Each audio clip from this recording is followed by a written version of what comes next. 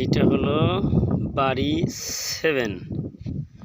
বাড়ি 7-এর গাছ হচ্ছে আমাদের দেশি, যেটাকে আমরা পেশি সরিষা বলি। পেশি সরিষার মতো, কিন্তু ফল অনেক সুন্দর।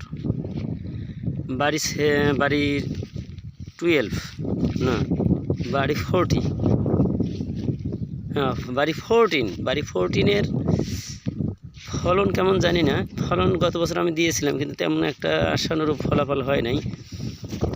15 কাঠায় 5 মনের মতো সরিষা হয়েছিল। এবার আমি বাড়ি 6-7 দিলাম। তাতে আমার একটা ধারণা হয়েছে যে বাড়ি 7-এর ফলনটা বাড়ি 14-এর পাশাপাশি হবে। তার কারণ বাড়ি 7-এর একটা গাছ যদি হয়, সেখানে ডালপালা যদি বেশি হয়, তাহলে সেই ক্ষেত্রে অনেক ফল আসে। কিন্তু বাড়ি 7-এ গাছ যেমনই হোক, ফল প্রচুর ধরে। তার কারণ এই 1টা 2টা 3টা 4টা, এই যে 1টা 2টা 3টা 4টা, তার মানে যতগুলো ডালপালা হয়েছে বাড়ি 14-এ কিন্তু এতটা হবে না। ওই গাছ যত বড় হয়, যত ফাঁকা হয়, একটা গাছে তত ডালপালা বেরোয়। তাতে আমার মনে হয়, আমার যতটুকু ধারণা, যে এই 14 থেকে 7 সবচাইতে ভালো। এবং এটা কাটতেও মানুষ বেশি প্রয়োজন হয় না, মানুষ হাত দিয়ে এটা তুলতে পারে। কিন্তু 14তে তুলতে গেলে অনেক সময় লাগে, আর মানুষ লাগে, প্রচুর মানুষ লাগে। বিঘা প্রতি আবার 3000 টাকা খরচ করতে হয়। আমার মনে হয় এটাতে অত টাকা আমার খরচ হবে না। এটা যদি আমি নিজেও কাজ করি, তাও অনেক, একটা মানুষ নিয়েও যদি কাজ করতে পারবো। এরা জঙ্গল কম, এরা গাছ কম, কিন্তু ফল বেশি দেখা যায়। আমার মনে হয় ফলন ওটার চাইতে ভালো হবে এটা। যদিও আমি ফলের এবার প্রথম অবস্থায় সার বিষ কিছুই দিইনি, সার বিষ তো কিছুই দেয়নি এবছরে।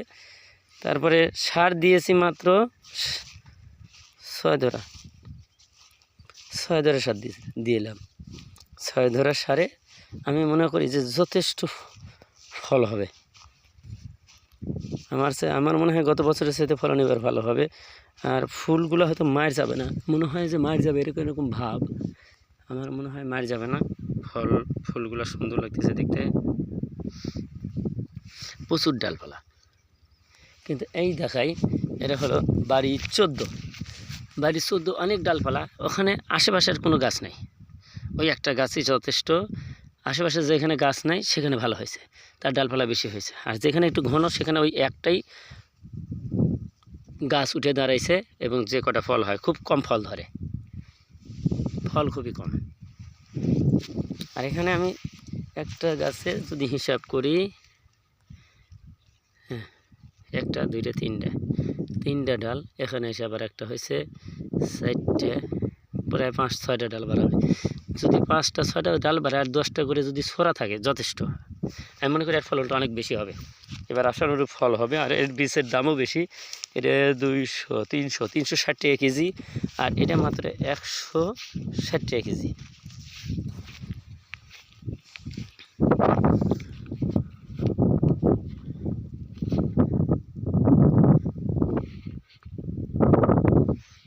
অনেক সুন্দর হয়েছে, অনেক সুন্দর। আমার মনে হয় এবছরে আমি ভুল করিনি, খুব ভালো কাজ করেছি।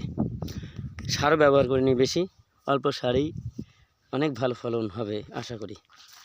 গত বছর আমি 3000 টাকার খালি সারই দিয়েছিলাম, 3000, কিছু বাকি রেখেছিলাম, অবশিষ্ট রেখে দিয়েছিলাম। এবার মনে হয় আমার খরচের চাইতে লাভের অংশটা বেশি হবে।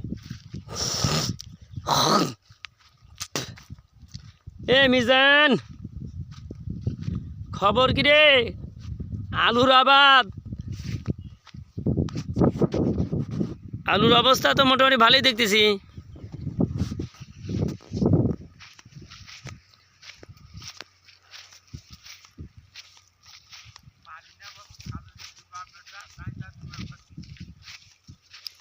শুনেন, আপনি মাংনা পরামর্শ সবাই দিবে, ঠিক আছে, কিন্তু মাংনা পরামর্শ সবার কাছে নেওয়া যাবে না, সবার কাছে শুনতে হবে।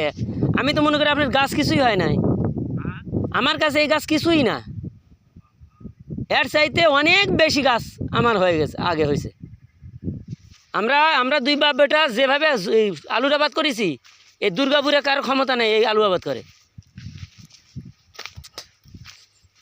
এই যে রস নষ্ট হয়ে গেছে, অনেক আগে পানি দেওয়া লাগতো। আপনারা তখন আমি বললাম যেদিন আপনি বাইন্দা দিয়েছেন তার 1 দিন বা 2 দিন পরে পানি দিতে হবে।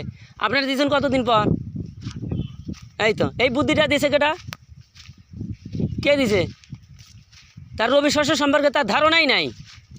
আপনি ফলন ওই ওই ওই 8 দিনের কারণে 8 দিন থেকে শুরু করে আগের কতদিন আগে পানি দিয়েছিলেন জমিতে?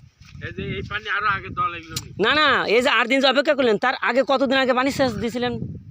ভেঙে যে দিলেন তাতে 1 মাস হয়ে গেছে মনে হয়, না হলে 25 দিন। এই যে 25 দিনের ব্যবধানে আপনার যে শিকড়ে মার খাইলো, গাছে মার খাইলো, আবার কাণ্ডগুলো দুর্বল হয়ে গেল। এই গাছ পানি দ্বিতীয়বার মানে বাইন্দা দেওয়ার পরে পানি দেওয়ার পরে এই গাছ এই ইয়েতে আঁটার কথা না, একবার সব নিচে চলে যাবে। বাবা সবাই